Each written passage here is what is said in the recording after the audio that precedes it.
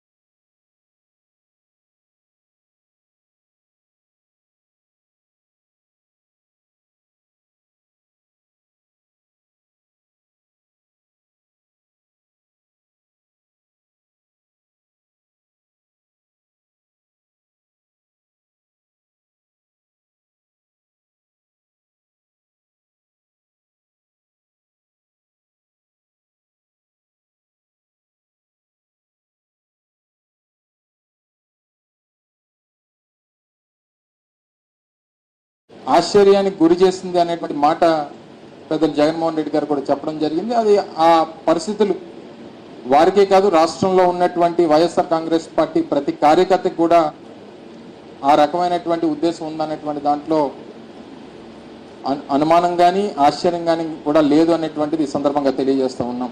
సహజంగా అడగకుండా అమ్మాయిన అన్నం పెట్టదని అంటారు, కానీ జగన్మోహన్ రెడ్డి గారు అడగకుండా అన్నీ చేశారు, కానీ ఇంకా ఏం కోరుకున్నారో ప్రజలు అనేటువంటిది తెలుసుకోలేకపోయారని అనేటువంటి దాని మీద పార్టీగా వైఎస్ఆర్ కాంగ్రెస్ పార్టీ నాయకత్వం అంతా కూడా గౌరవ పెద్దలు పార్టీ అధ్యక్షులు వారు జగన్మోహన్ రెడ్డి గారి నాయకత్వంలో రాష్ట్రంలో ఉన్నటువంటి ముఖ్య నాయకులు, పార్టీ పెద్దలు, పోటీ చేసినటువంటి అభ్యర్థులు అందరం కూడా కలిసి మళ్ళీ దీని మీద సుదీర్ఘమైనటువంటి చర్చ జరగాల్సినటువంటి అవసరం ఉంది. ఓ రకంగా దీని మీద మనం చేసినటువంటి దాన్ని ఎందుకు మనం చేసినటువంటి ఇన్ని కార్యక్రమాలు చేసినప్పటికీ ఈ ఫలితాలు ఏ రకంగా ఎందుకు వచ్చాయి, ఏ లోటుపాట్లు జరిగాయి అనేటువంటిది ఒక రాజకీయ పార్టీగా తెలుసుకోవాల్సినటువంటి బాధ్యత వైఎస్ఆర్ కాంగ్రెస్ పార్టీ మా మీద ఉంది. దాన్ని తెలుసుకునేటువంటి కార్యక్రమం చేస్తాం. ఈయన వల్ల తప్పు జరిగింది అని అనుకున్నప్పుడు డెఫినెట్గా దాన్ని అధిగమించి వచ్చేటువంటి రానున్నటువంటి రోజుల్లో దాన్ని సరిదిద్దుకునేటువంటి ప్రయత్నం కూడా వైఎస్ఆర్ కాంగ్రెస్ పార్టీ చేస్తుంది అనేటువంటి విషయాన్ని కూడా ఈ సందర్భంగా తెలియజేస్తా ఉన్నాం. ఈరోజు అనేక నిర్ణయాలు మేము తీసుకున్నటువంటి వ్యవస్థలో తీసుకొచ్చినటువంటి మార్పులు అంటే సహజంగా ఒకేసారి ఇంత పెద్ద ఎత్తున మార్పులు చేయడం అనేటువంటిది కూడా మళ్ళీ దీన్ని ప్రజలు అంగీకరించలేకపోయారా అంటే ప్రభుత్వం గతంలో ఉన్నటువంటి ప్రభుత్వాల దగ్గరికి వెళ్ళి పనిచేసుకునేటువంటి పరిస్థితి దగ్గర నుంచి ప్రభుత్వాన్నే వారి కాళ్ళ దగ్గర తీసుకుని వచ్చి పెట్టడమే తప్పయిందా, లేదా ప్రతి పథకాన్ని వారి ఇంటి దగ్గర తీసుకొని వచ్చి చేర్చేటువంటి దాంట్లో అంత విజయవంతంగా చేర్చినప్పటికీ దాన్ని ప్రజలు అంగీకరించలేకపోయారా?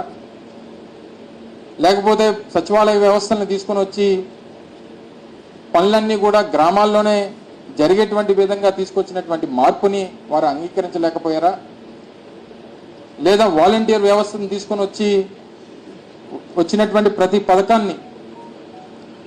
పథకాన్ని ఇంటి దగ్గరికి గడప దగ్గర తీసుకుని వెళ్ళి ఇచ్చినటువంటి దాన్ని వారు స్వాగతించలేకపోయారా? ఇలాగ అనేక రకాలైనటువంటి మార్పులు స్వతంత్రం వచ్చిన తర్వాత వ్యవస్థల్లో ఇన్ని మార్పులు తీసుకురావడం అనేటువంటిది గతంలో ఎప్పుడు జరగలేదు. నూతనంగా ప్రభుత్వ ఉద్యోగాల కల్పన కానివ్వండి, దాదాపు సచివాలయ వ్యవస్థ ద్వారా 1,30,000 మందికి ఉద్యోగ అవకాశాలు కానివ్వండి, అలాగే ఆర్టీసీకి సంబంధించినటువంటి ప్రభుత్వంలో విలీనం చేసేటువంటి దాంట్లో కానివ్వండి, ఇలా రకరకాలైనటువంటి నిర్ణయాలు వ్యవస్థల్లో తీసుకుని వచ్చి మార్పులు తీసుకుని వచ్చి ఇన్ని పెద్ద ఎత్తున చేసినటువంటి సంస్కరణల్ని ప్రజలు స్వాగతించలేకపోయారా? ఇవన్నీ కూడా దీని మీద అంటే లేదా ఇన్ని కార్యక్రమాలు చేశాం ఇంకా ఏదైనా చేస్తే బాగుంటుందని చెప్పి ఆశించారా? వీటన్నిటికి కూడా క్వశ్చన్ మార్క్స్ అనేటువంటిది వైఎస్ఆర్ కాంగ్రెస్ పార్టీ మీద ముందు ఉన్నాయి. దీనికి అన్నిటి కూడా సమాధానాలు వెతుక్కోవాల్సినటువంటి అవసరం మా మీద ఉంది. డెఫినెట్గా ఆ రకంగా ముందుకెళ్ళేటువంటి ప్రయత్నం చేస్తాం. అన్ని రకాలుగా కూడా ఈరోజు నిన్న ఫలితాలు వచ్చిన తర్వాత చంద్రబాబు నాయుడు గారు కానీ తర్వాత పవన్ కళ్యాణ్ గారు కానీ మాట్లాడినటువంటి మాటలు చూస్తాం. పవన్ కళ్యాణ్ గారు ఏ రకంగా దాడులు చేయాలనేటువంటిది మా ఉద్దేశం కాదు అనేటువంటి మాట వారు వ్యతిరేకంగా వారు చెప్పారు. చంద్రబాబు నాయుడు గారు ఆ మాట చెప్పినట్టుగా నేనైతే చూడలేదు. కానీ గడిచినటువంటి 48 గంటలుగా రాష్ట్ర వ్యాప్తంగా అనేక ప్రాంతాల్లో జరుగుతున్నటువంటి దాడుల్ని దయచేసి ఖండించాల్సినటువంటి బాధ్యత కూడా ప్రతి ఒక్కరి మీద ఉంది. ఇంట్లోంచి బయటికి పిలిచి పేరు పెట్టి పిలిచి బయటికి ఏ రకంగా దాడులు చేస్తున్నారు అనేటువంటిది మనం చూస్తూ ఉన్నాం.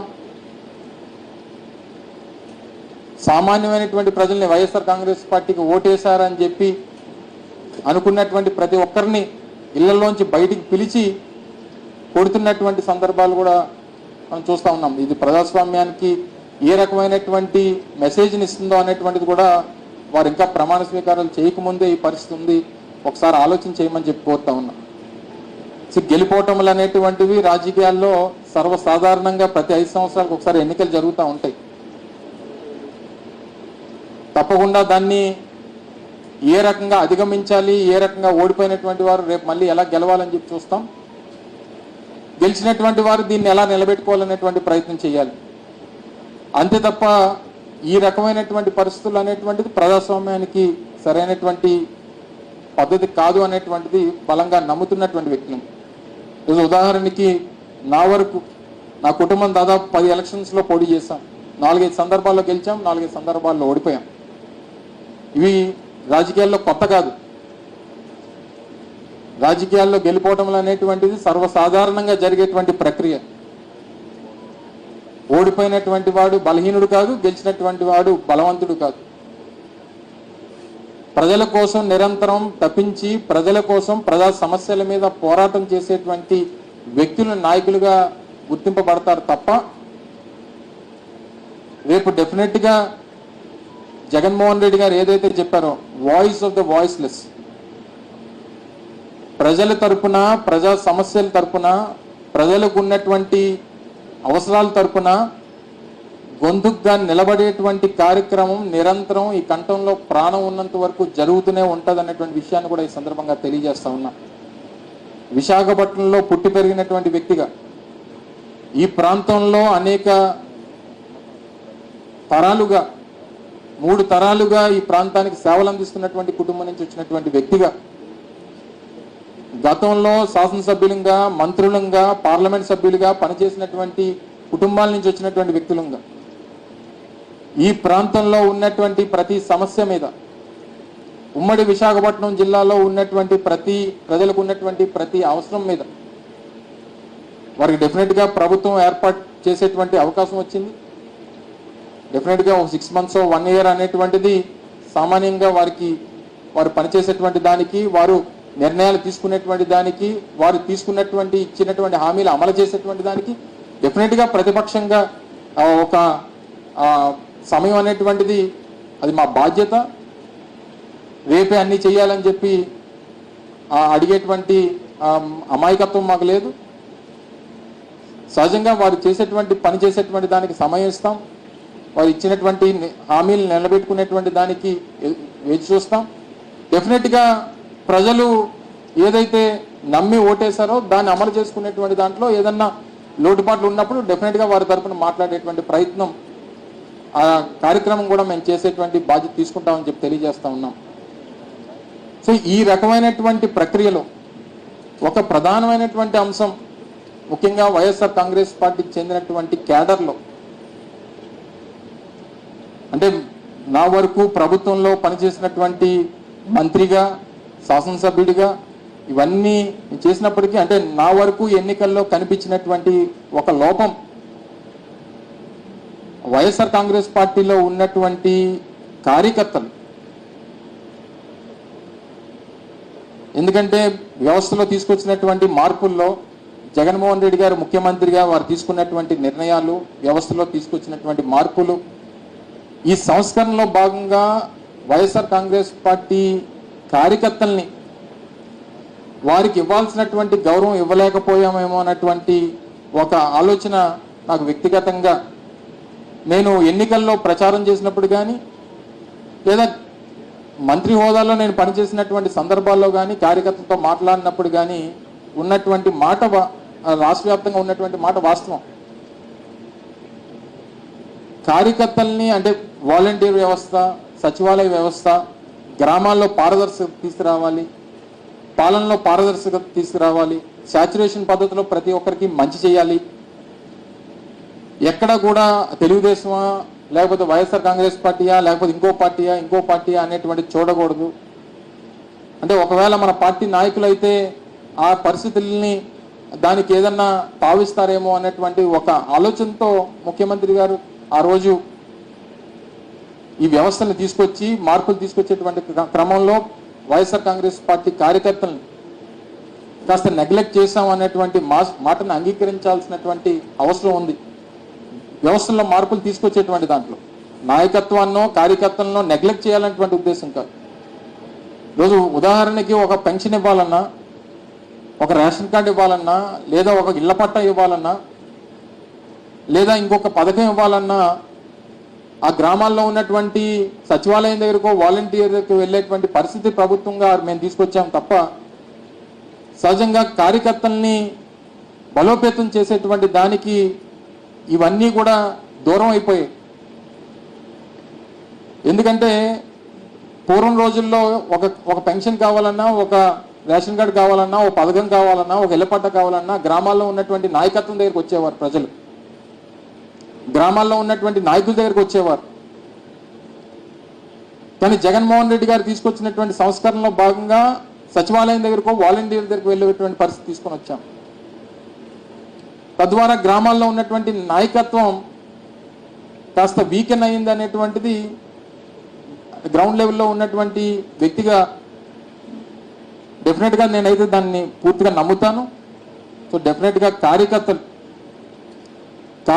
తాలూకా, ఎందుకంటే 2019లో వైఎస్ఆర్ కాంగ్రెస్ పార్టీ గెలవడానికి 2009లో రాజశేఖర రెడ్డి గారు మరణించిన తర్వాత 10 సంవత్సరాల పాటు ప్రజల్లో పోరాటం చేసి అనేక ఇబ్బందుల్ని ఎదుర్కొని 10 సంవత్సరాల్లో పార్టీని ఈ స్థాయికి తీసుకుని వచ్చి 2019లో ఒక గొప్ప మెజారిటీతో జగన్మోహన్ రెడ్డి గారు అధికారంలోకి వచ్చినటువంటి దానికి కారకులైనటువంటి వారు, పునాదులైనటువంటి వారు.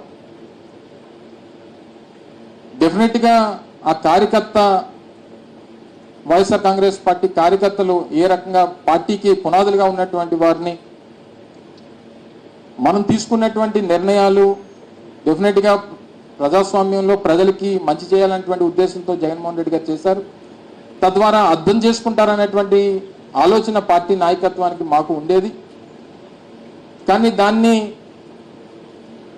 డెఫినెట్గా వారు అనుకున్నటువంటి దానికి రీచ్ అవ్వలేకపోయాం అనేటువంటిది కూడా బలంగా నేను నమ్ముతా ఉన్నా. సో దాన్ని ఏ రకంగా ఓవర్కమ్ చేయాలనేటువంటి దాంట్లో కూడా పార్టీ పూర్తి స్థాయిలో పెద్దలు జగన్మోహన్ రెడ్డి గారుతో కలిసి కూర్చొని ఏ రకంగా దాన్ని ఓవర్కమ్ చేయాలనేటువంటి ప్రయత్నం కూడా పూర్తి స్థాయిలో చేస్తాం. సో ఇవన్నీ ఒక ఎత్తున జరుగుతూ ఉంటాయి. ఇదంతా రాబోయేటువంటి కాలంలో తీసుకునేటువంటి ఆలోచనలు అని చెప్పి మీ ద్వారా తెలియజేస్తూ ఉన్నాం. ముఖ్యంగా నేను ప్రాతినిధ్యం వహించినటువంటి అనకాపల్లి నియోజకవర్గం, లేదా మొన్న నేను పోటీ చేసినటువంటి గాజువాక నియోజకవర్గంలో నా మీద పోటీ చేసినటువంటి అభ్యర్థి పెద్దలు పల్లా శ్రీనివాస్ గారు రాష్ట్రంలోనే అత్యధికమైనటువంటి మెజారిటీతో గెలిచినటువంటి సందర్భంలో వారు కూడా పూర్తి స్థాయిగా అన్ని రకాలుగా ఒక ఆయన మీద పోటీ చేసినటువంటి ప్రత్యర్థిగా గాజువాక ప్రాంత అభివృద్ధికి కావాల్సినటువంటి పూర్తి సహకారాన్ని అందిస్తాం. ఒక కన్స్ట్రక్టివ్ అపోజిషన్గా డెఫినెట్గా నిలబడతాం. అవసరమైనటువంటి ప్రతి చోట ఆ ప్రాంత అభివృద్ధికి కావాల్సినటువంటి సహకారాన్ని అందిస్తాం. ఏ రకమైనటువంటి ప్రజలకి అనుగుణంగా, ప్రజలకి అవసరాలకు అనుగుణంగా తీసుకున్నటువంటి ప్రతి నిర్ణయానికి స్వాగతిస్తాం. ఆ ప్రాంత అభివృద్ధికి కావాల్సినటువంటి ప్రతి విషయంలో పూర్తి స్థాయిలో సహకారాన్ని అందిస్తాం అనేటువంటి విషయాన్ని కూడా ఈ సందర్భంగా తెలియజేస్తూ ఉన్నాం. కానీ ప్రజా అవసరాలు, ప్రజలకు సంబంధించినటువంటి అంశాలు, ప్రజా వ్యతిరేక కార్యక్రమాలు చేసేటువంటి పరిస్థితుల్లో మాత్రం ప్రధానంగా పోరాటం చేయాల్సినటువంటి బాధ్యత ప్రజాస్వామ్యంలో మా మీద ఉంది. ఆ కార్యక్రమాన్ని కూడా ప్రజల పక్షాన్ని నిలబడి చేస్తామనేటువంటి విషయాన్ని కూడా ఈ సందర్భంగా తెలియజేస్తూ ఉన్నాం. డెఫినెట్గా విశాఖపట్నానికి సంబంధించి చాలా సందర్భాల్లో గతంలో కూడా కొంతమంది మాట్లాడినప్పుడు విశాఖపట్నాన్ని మీరు క్యాపిటల్ అని చెప్పారు అనేటువంటి విషయాన్ని అడిగారు. దాన్ని రెఫరెండంగా మీరు తీసుకుంటారా అని చెప్పి లాస్ట్ టైం నేను పత్రికా సమావేశంలో మాట్లాడినప్పుడు కూడా కొంతమంది అడిగారు. డెఫినెట్గా ప్రభుత్వం తీసుకున్నటువంటి ప్రతి నిర్ణయాన్ని, ఆ రోజు మేము ప్రభుత్వంగా తీసుకున్నటువంటి ప్రతి నిర్ణయానికి ఎన్నికలు అనేటువంటి రెఫరెండం ఫలితాలు వచ్చాయి కాబట్టి డెఫినెట్గా దాన్ని అంగీకరించాల్సినటువంటి అవసరం ఉంది. కానీ విశాఖపట్నం సంబంధించి, విశాఖపట్నం ఈ రాష్ట్రంలో ఉన్నటువంటి నగరాల్లో ప్రధానమైనటువంటి నగరం విశాఖపట్నం నగరం. రేపు భవిష్యత్తు ఇవ్వగలిగినటువంటిది కూడా విశాఖపట్నం నగరం మాత్రమే. సో ఈ విషయంలో నూతనంగా ఏర్పడినటువంటి ప్రభుత్వం ఆలోచన చేయాలని చెప్పి కూడా నేను కోరుతా ఉన్నా. సరే, డెఫినెట్గా అమరావతి ప్రాంతంలో వారు భూములు సేకరించారు. గతంలో దాన్ని రాజధానిగా చేయాలని చెప్పి ప్రయత్నం చేశారు. 5 సంవత్సరాలు వారి ప్రభుత్వం ఉన్నంతకాలం దాన్ని ఇచ్చేశారు.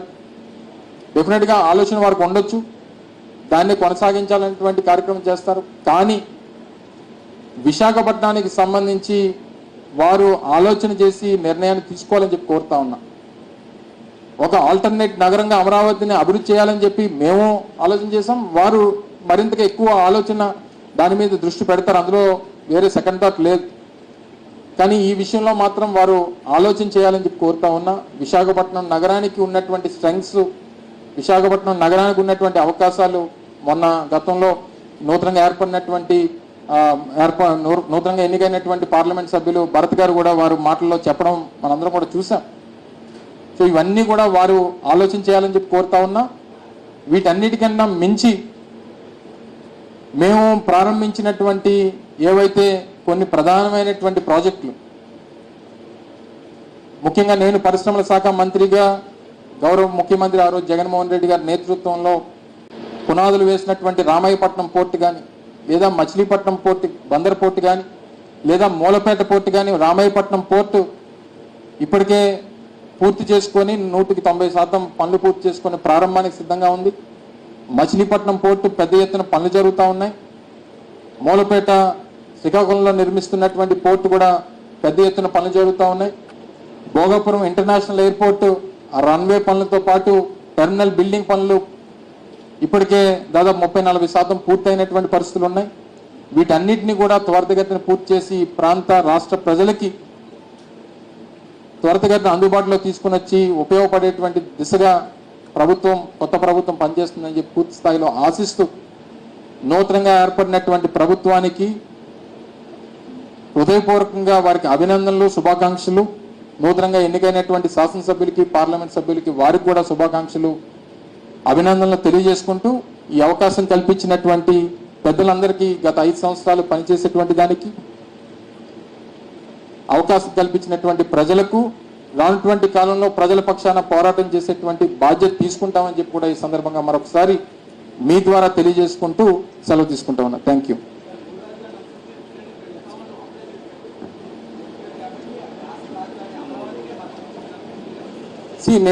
నేను క్లారిటీగా ఇప్పుడు మాట్లాడినటువంటి మాటల్లో చెప్పడం జరిగింది. వారి ప్రభుత్వం వారు మొదటి నుంచి ప్రతిపక్షంగా ఉన్నటువంటి సందర్భాల్లో వారి స్టాండ్ వారు చెప్పడం జరిగింది. ఇప్పుడు అధికారంలోకి వచ్చారు, డెఫినెట్గా వారి స్టాండ్ అమరావతిని మా 3 రాజధానుల్లో అనేటువంటి మా విధానంలో అమరావతి కూడా it's part of it. So అమరావతిని కాదన్నటువంటి పరిస్థితులు ఏ రోజు లేదు మాకు. అమరావతితో పాటు విశాఖపట్నం అండ్ కర్నూలు అనేటువంటి మాట చెప్పాం తప్ప అమరావతి వద్దు విశాఖపట్నం ఒకటే అనేటువంటి మాట ఏ రోజు మేము చెప్పలేదు. సో ఇప్పుడు కూడా నేను దాని మీదే పునరాలోచించమని చెప్పి వారిని కోరుతా ఉన్నా. గుండెల మీద చేసుకొని ఈరోజు రాష్ట్రంలో ఉన్నటువంటి ఎవరినన్నా, ఇక్కడ ఉన్నటువంటి media, print and electronic media పెద్దలందరూ కూడా ఉన్నారు. రాష్ట్రంలో విశాఖపట్నం నగరాన్ని మించినటువంటి నగరం, ఇక్కడ ఉన్నటువంటి ఎకనామిక్ గ్రోత్ ఉన్నటువంటి నగరంగా దీన్ని బీటౌట్ చేసేటువంటి నగరాన్ని ఇంకోటి చెప్పండి రాష్ట్రంలో. సో మేము చెప్పినటువంటి దానికి జస్టిఫికేషన్ అనేటువంటిది ఉంది. నేను కూడా గతంలో మంత్రిగా ఉన్నప్పుడు నేను చెప్పడం జరిగింది. ఇదే నిర్ణయం, విశాఖపట్నం అనేటువంటి నిర్ణయం ఆ రోజు చంద్రబాబు నాయుడు గారు 2014లోనే తీసుకుని ఉంటే వాళ్ళు మార్పే లేదు కదా దీని మీద. ఇప్పుడు అది చెప్తున్నాను కదా నేను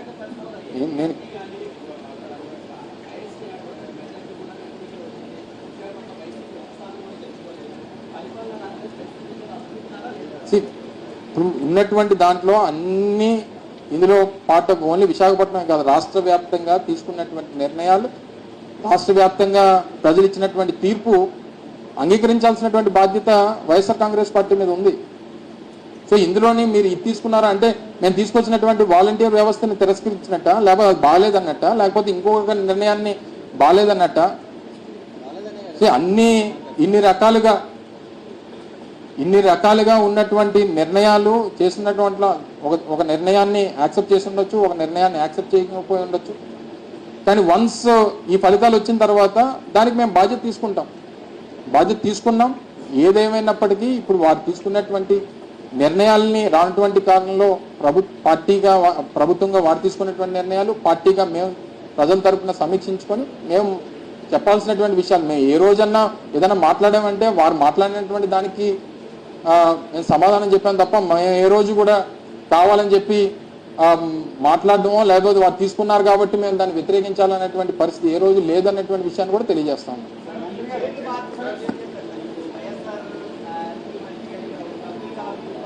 అబ్దుల్ కలాం వ్యూ పాయింట్ అనేటువంటిది నాకు తెలిసి అబ్దుల్ కలాం వ్యూ పాయింట్ అనేటువంటిది నాకు తెలిసి ఎప్పుడు లేదు. అక్కడ అసలు ఎప్పుడు కూడా అక్కడ ఉన్నటువంటిది ఎప్పుడు వ్యూ పాయింట్ అనేటువంటిది లేదు. అక్కడ మేము క్రియేట్ చేసాం దాన్ని. వ్యూ పాయింట్ లేకపోవడం అంటే నూతనంగా నిర్మించాం.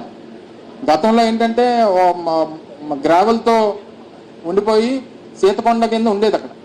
మరి అబ్దుల్ కలాం అనేటువంటి వ్యూ పాయింట్ ఈ సోషల్ మీడియా వచ్చిన తర్వాత దాన్ని క్రియేట్ చేసి పెట్టి దాన్ని సర్క్యులేట్ చేసి దాన్ని అలా క్రియేట్ చేశారు తప్ప నాకు తెలిసి అయితే మీకు తెలుసు కానీ నాకు తెలుసు కానీ ఎప్పుడూ లేదు అక్కడ. సరే ఇప్పుడు ఏం తీసుకున్నా ఏం చేసినా దాన్ని అలాగే కృష్ణా జిల్లాకి ఎన్టీ రామారావు గారి పేరు పెట్టాం, తీసేయమనండి. కృష్ణా జిల్లాకి ఎన్టీ రామారావు గారి పేరు పెట్టాం కదా, ఎన్టీఆర్ జిల్లాగా నామకరణం చేసి మార్చేమనండి. అందుకనే చెప్తున్నాం బాబు, మేము ఇప్పుడు ఉన్నటువంటి ప్రతి నిర్ణయాల్లో కొన్ని మంచి ఉన్నాయి, ప్రజల దృష్టిలో కొన్ని చెడు ఉన్నాయి, వీటన్నిటికీ సంబంధించినటువంటి ఫలితాలు వచ్చాయి. సో దీన్ని ఏ రకంగా సమీక్షించుకోవాలనేటువంటి సమీక్షించుకుంటాం. డెఫినెట్గా రానటువంటి కాలంలో మా పాత్ర ఏం చేయాలనేటువంటిది మేము పోషిస్తాం. డెఫినెట్గా ప్రజల పక్షాన్ని నిలబడతాం.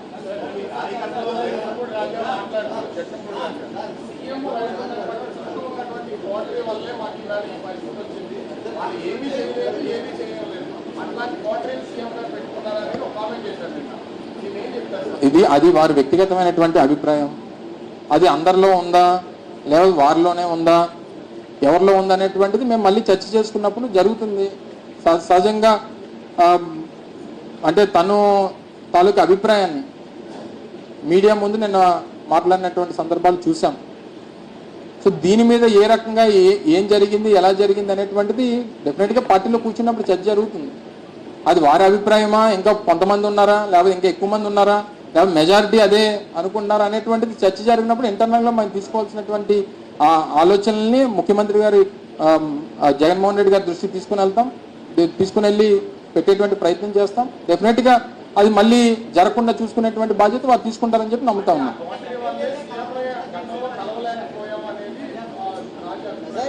ఇప్పుడు ఈ ఫలితాలు వచ్చిన తర్వాత ఈ రకమైనటువంటి మాటలు డెఫినెట్గా వస్తాయి. ఈ పరిస్థితుల్లో ఇప్పుడు ఉన్నటువంటి ఫలితాన్ని చూసిన తర్వాత ఇందాక ఎవరో ఇక్కడి నుంచి నేను మాట్లాడుతున్నప్పుడు అన్నారు వాలంటీర్లు కూడా యాక్సెప్ట్ చేయలేదు కదా అని చెప్పి. ఒకసారి ఈ ఫలితాలు వచ్చిన తర్వాత అందరికీ చులకన. సో ఈ పరిస్థితుల్లో వచ్చినటువంటి దానికి ఏంటి కారణం ఏంటి అనేటువంటిది మాకు సమీక్షించుకునే జరిగి 48 గంటలైంది.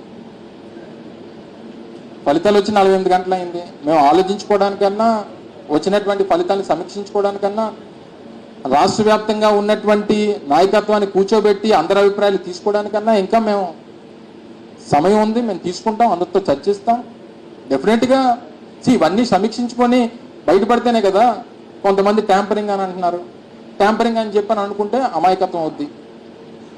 ట్యాంపరింగ్ అని చెప్పని అనుకుంటే సరే ఏం జరిగింది అనేటువంటిది పక్కన పెడదాం. ట్యాంపరింగ్ అని చెప్పి మమ్మల్ని మేము అనుకుంటే రేపు మేము దీని నుంచి ఎలా బయటపడతాం? ఇది నిజంగా ప్రజలు ఇచ్చినటువంటి ఫలితం అని చెప్పి మేము అలా భావిస్తేనే రేపు దీని నుంచి బయటపడి రేపు మళ్ళీ అధికారంలోకి వచ్చేటువంటి దానికి అడుగులు వేస్తాం.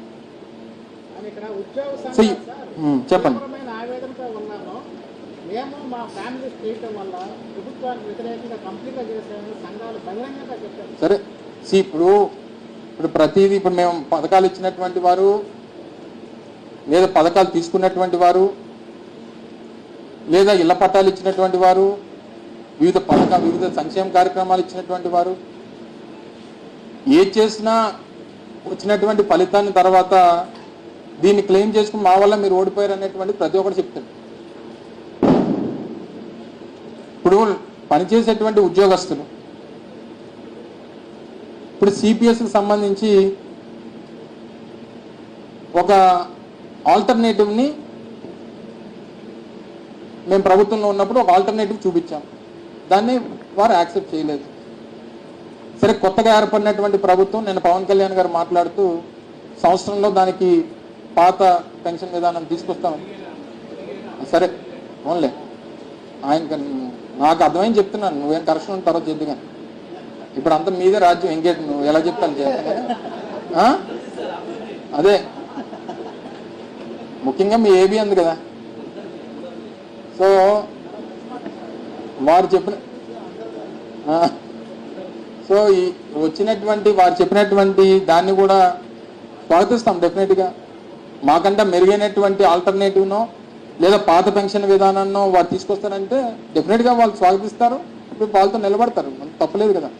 సో ఏం చేస్తారనేటువంటిది మనం కూడా ఇంకా వాళ్ళు ప్రమాణ స్వీకారాలు చేయలేదు. ఇంకా మనం కూడా ఇప్పటి నుంచి చేసేలా వారు సంవత్సరం సమయం ఏదో అడిగినట్టుగా వాళ్ళ సంవత్సరం టైం ఇవ్వాల్సిందిగా కోరినట్టుగా చూశాను నేను. సో ఏదేమైనప్పటికీ వాస్తవంగా మాట్లాడుకుంటే అంటే పచ్చిగా మాట్లాడుకుంటే జనానికి ప్రజలకి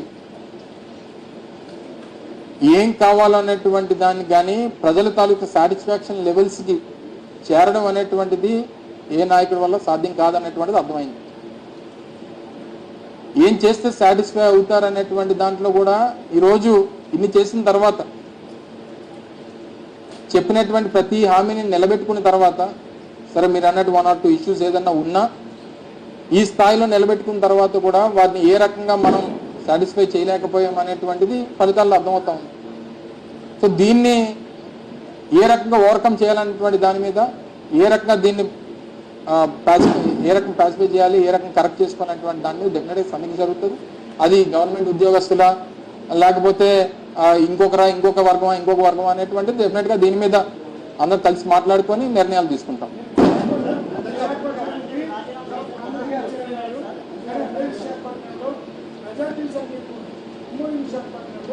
అభ్యర్థి 30,000 ఇచ్చేటప్పుడు 300 ఎందుకు వైసీపీ పర్సంటేజ్ మీరు ఇప్పుడు విశాఖపట్నంలో 90,000 దాటినటువంటి భీమిలి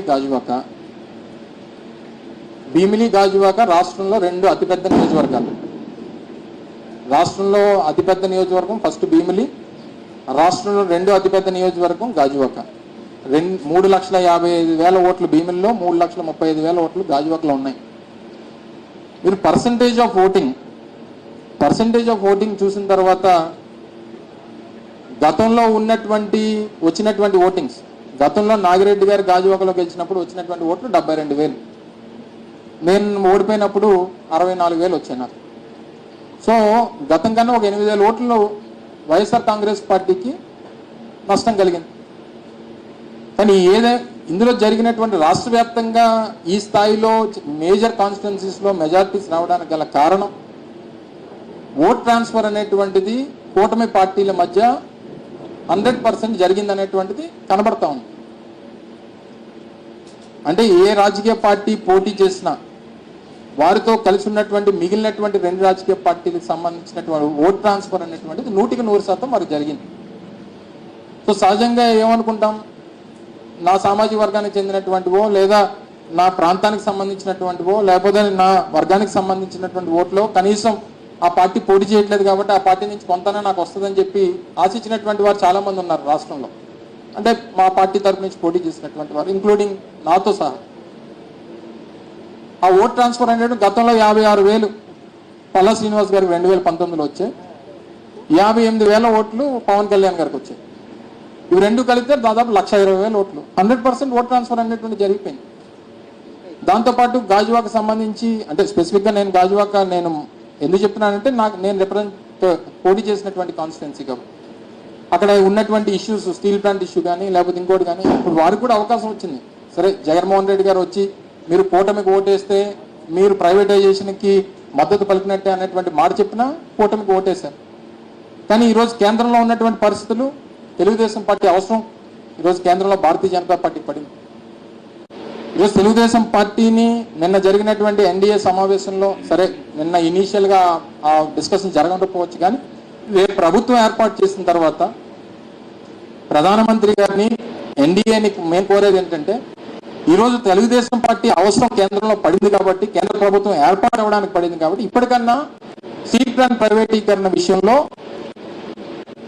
వారు ఇచ్చేటువంటి మద్దతుని వారు ఒక రీజనింగ్, వారు ఒక కారణంగా స్టీల్ ప్లాంట్ ప్రైవేటీకరణని విత్డ్రా చేసుకోమని చెప్పాలనేటువంటిది మా ఆశిస్తా ఉన్నాం. దానికి కూడా స్టీల్ ప్లాంట్ ఉన్నటువంటి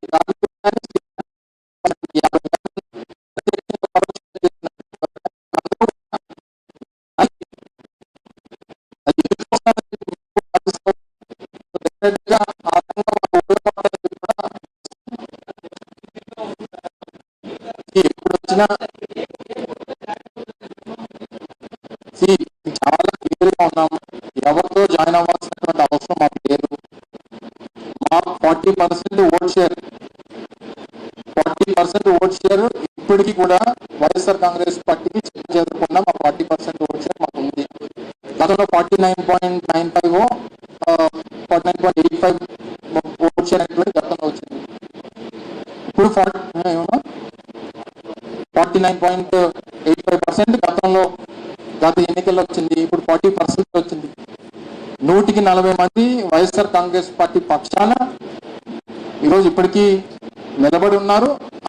ఆ ఓట్ షేర్ అనేటువంటి దాన్ని తగ్గించేటువంటి అవకాశం కానీ ప్రసక్తి కానీ ఉండదు. దాన్ని మళ్ళీ పెంచుకునేటూనే వెళ్తాం. దీనికి అనేక ఉదాహరణలు పక్కన ఉన్నటువంటి రాష్ట్రాల్లో గతంలో జరిగినటువంటి ఎన్నికల్లో అనేక ఉదాహరణలు ఉన్నాయి. 91లో జయలలిత గారు 234కి 228 సీట్లు గెలిచారు. 234 సీట్లకి 228 సీట్లు గెలిచారు జయలలిత గారు. కేవలం 6 సీట్లు డిఎంకేకి వచ్చాయి 1991లో. 1996కి వచ్చేసరికి 230 సీట్లు డిఎంకేకి, 4 సీట్లు ఏడీఎంకేకి వచ్చాయి. రాజకీయాల్లో ఇటు అటవడం అటు ఇటు అవ్వడం అనేటువంటి సహజం. డెఫినెట్ గా అనేక ఎగ్జాంపుల్స్ అనేటువంటివి మనకున్నాయి. అందులోని ఆంధ్ర, తెలంగాణ, లేకపోతే అంటే ఉమ్మడి ఆంధ్రప్రదేశ్ పరిస్థితులు కానీ, తమిళనాడు పరిస్థితులు కానీ సహజంగా గతం నుంచి ఉన్నటువంటివి మనం చూస్తూ ఉన్నాం. ట్రెండ్ ఎప్పుడు కూడా ఒక పక్కే ఉంటుంది. నేను కూడా చాలా మంది సోదరులతో మాట్లాడినప్పుడు కూడా చెప్పాను, మన 95, 100 వస్తాయని కొంతమంది, 140 వస్తాయని కొంతమంది, 60, 70 వస్తాయని కొంతమంది చర్చ జరిగినప్పుడు నేను చాలా క్లారిటీగా చెప్పాను. అయితే వన్ సైడెడ్ గా ఉంటుంది, లేకపోతే ఇటే ఉంటుంది తప్ప మార్జినల్ అనేటువంటిది ఎట్టి పరిస్థితుల్లో ఉండదు అనేటువంటిది మన ఫ్రెండ్స్ గత అనేక సందర్భాల నుంచి చూస్తూ ఉన్నాం. సో ఇవన్నీ కూడా మా అనేక ఉదాహరణలు ఉన్నాయి. ఫైట్ చేసి మళ్ళీ వెనక్కి రావడానికి కావాల్సినటువంటి ఎగ్జాంపుల్స్ ఉన్నాయి. ఇవన్నీ కూడా ఉదాహరణగా డెఫినెట్ గా ప్రజల పక్షాన వాయిస్ ఆఫ్ ద వాయిస్లెస్ కింద వైఎస్ఆర్ కాంగ్రెస్ పార్టీ ఎప్పుడు ఉంటుంది అనేటువంటి విషయాన్ని మరొకసారి మీ ద్వారా తెలియజేసుకుంటూ, మరొకసారి గత 5 సంవత్సరాలుగా ప్రభుత్వంలో ఉన్నప్పుడు, దానికి ముందు 5 సంవత్సరాలు ప్రతిపక్షంలో ఉన్నప్పుడు అనేక సందర్భాల్లో మీ సహకారాన్ని అందిస్తూ వచ్చినటువంటి మీకు రానటువంటి కాలంలో కూడా ఇదే రకంగా సహకారాన్ని అందించాలని చెప్పి మరొకసారి కోరుకుంటూ సెలవు తీసుకుంటూ ఉన్నా. Thank you.